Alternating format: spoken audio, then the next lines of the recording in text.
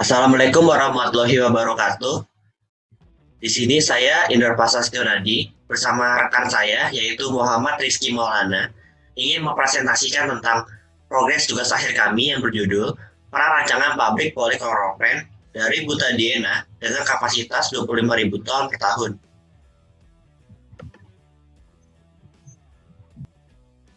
Adapun latar belakang di sini, pembangunan sektor industri di Indonesia tiap tahun mengalami perkembangan yang semakin pesat, khususnya pembangunan di subsektor industri kimia. Salah satu industri yang mempunyai prospek janjikan dan mengalami peningkatan setiap tahunnya adalah industri karet sintesis.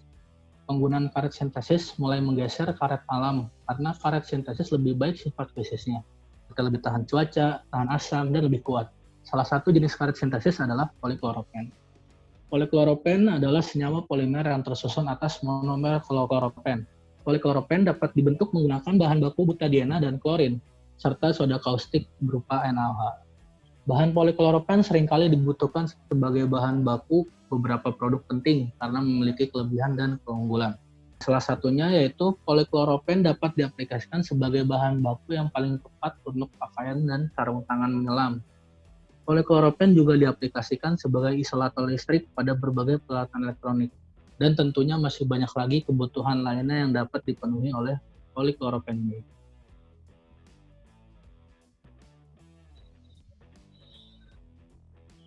Baik, selanjutnya proyeksi konsumsi kloropen di Indonesia. Berikut merupakan tabel konsumsi kloropen Indonesia yang diproyeksikan hingga 2025. Sumber ini berasal dari hasil kajian CDMI Consulting. Senyawa polikloropen ini belum diproduksi di Indonesia. Hal ini menjadi peluang dalam mendirikan pabrik polikloropen dalam memenuhi kebutuhannya di Indonesia, membuka lapangan pekerjaan baru, serta meningkatkan devisa negara.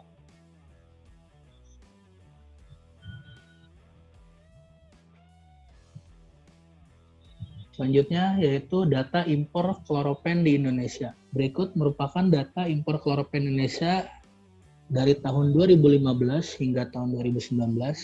Data ini bersumber dari TradeMap. Dari data impor di sini, apabila data tersebut diproyeksikan pada tahun 2025, maka kebutuhan impor tersebut dapat dilihat pada yang di bawah.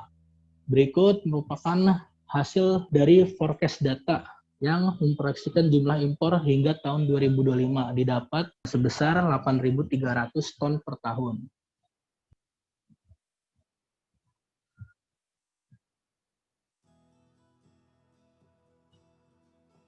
Selanjutnya yaitu data ekspor kloropen di Indonesia. Dari data tabel berikut, apabila diproyeksikan pada tabel forecast, menghasilkan nilai yang tidak akurat.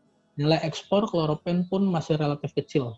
Oleh karena itu, ekspor kloropen pada tahun 2025 diproyeksikan sebesar 0 ton per tahun. Selanjutnya, untuk penentuan kapasitas produksi, dari tabel di atas terdapat selisih dari supply dan demand sebesar 10.281 ton kebutuhan kloropen yang belum terpenuhi. Dilihat dari hasil selisih tersebut, Indonesia masih tergantung pada sektor impor. Kemudian data tabel di bawahnya merupakan data kapasitas produksi polikloropen pada industri di luar negeri.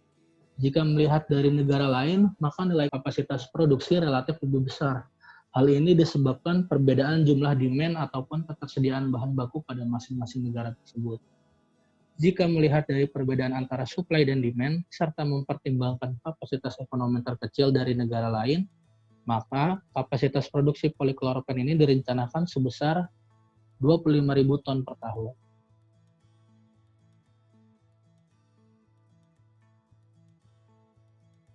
Ya baik, selanjutnya adalah jalur pembentukan monomer kloropen. Dan di sini terdapat dua jalur yaitu butadiena dan asetilena. Yang sebelah kiri yaitu jalur butadiena, di mana butadiena bersama dengan gas klorin yang diumpankan akan direaksikan untuk membentuk diklorobutena. Nah, diklorobutena ini memiliki isomerisasi berupa 1,4 diklorobutena dan 3,4 diklorobutena yang kemudian dipisahkan pada kolom distilasi. Di mana pada kolom distilasi ini 1,4 diklorobutena akan masuk kepada unit isomerisasi untuk kembali membentuk 3,4 diklorobutena. Nah, jadi bahan bakunya kloropen itu berupa 3,4 diklorobutena akan direaksikan dengan NaOH untuk membentuk kloropen. Sementara pada jalur asetilena yang diumpankan akan dimasukkan kepada unit dimerisasi, di mana keluarannya yaitu monovinil asetilena akan direaksikan dengan HCl untuk membentuk kloropen. Nah, jadi di sini ada dua jalur yang kemudian nanti akan kita pertimbangkan pemilihan jalurnya. Nah, yang selanjutnya pemilihan proses dari kedua jalur tersebut, di mana pada perancangan pabrik polikloropen ini kita menggunakan jalur butadiena yang disebabkan karena ketersediaan bahan bakunya sudah ada di daerah Banten. Dapat dilihat berapa banyaknya bahan baku yang tersedia di daerah Banten. Selain itu, jika kita berkaca kepada industri luar negeri, mereka juga lebih banyak menggunakan jalur produksi butadiena daripada asetilena. Oleh karena itu, pada prarancangan pabrik polikloropen ini menggunakan jalur butadiena. Nah, selanjutnya adalah karakteristik bahan baku dan produk pada senyawa-senyawa yang terlibat dalam proses ini. Dapat dilihat sebagai berikut.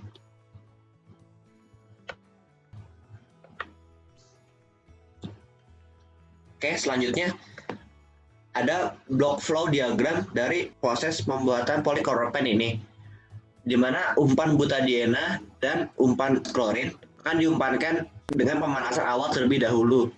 Setelah itu baru pada masuk ke mixer dengan perbandingan butadiena dan klorin sebesar 3:1 diumpankan menuju reaktor klorinasi. Nah, pada reaktor klorinasi ini yang terlibat adalah reaksi yang pertama pada sebelah kiri ya tabelnya, yaitu butadiena dengan klorin untuk membentuk 1,4 dan 3,4 diklorobutena. Kemudian keluaran dari reaktor ini akan dikondensasikan dan dipisahkan pada stripper, di mana diklorobutena ini akan dialirkan pada bottom produk dan gas N2 sebagai agen stripper akan memisahkan sisa gas butadiena dan gas klorin yang tidak bereaksi. Kemudian pada bottom produknya yaitu 1,4 diklorobutena dan 3,4 diklorobutena akan dipisahkan pada kolom distilasi.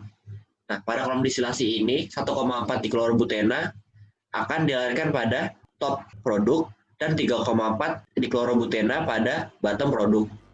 Nah, kemudian pada 1,4 diklorobutena ini dia akan diisomerisasikan kembali dengan katalisis Cu2Cl2 untuk kembali membentuk 3,4 diklorobutena. Nah, 3,4 diklorobutena yang terbentuk dari reaktor isomerisasi ini dan kolom distilasi akan dimix, kemudian baru dia diumpankan kepada reaktor sintesis kloropen. Nah, pada reaktor sintesis kloropen ini yang terlibat adalah reaksi yang ketiga pada tabel sebelah kiri, yaitu 3,4 diklorobutena ditambah dengan NaOH untuk membentuk kloropen dan NaCl dan H2O. Nah, kemudian kloropen, NaCl dan H2O yang terbentuk akan dipisahkan terlebih dahulu, NaCl dan H2O-nya, yang barulah kloropen ini kemudian masuk ke dalam tangki mixing bersama dengan resin. Kemudian di tangki mixing yang lain, NaOH dan H2O juga dimasukkan ke dalam tangki mixing, yang kemudian kedua tangki mixing ini barulah dia masukkan ke dalam reaktor polimerisasi. Nah, pada reaktor polimerisasi ini, kloropen akan membentuk unit polikloropen yang kemudian keluaran dari reaktor ini masuk ke tangki emulsi, dan setelah diemulsi, barulah dia difiltrasi monomer yang masih tersisa.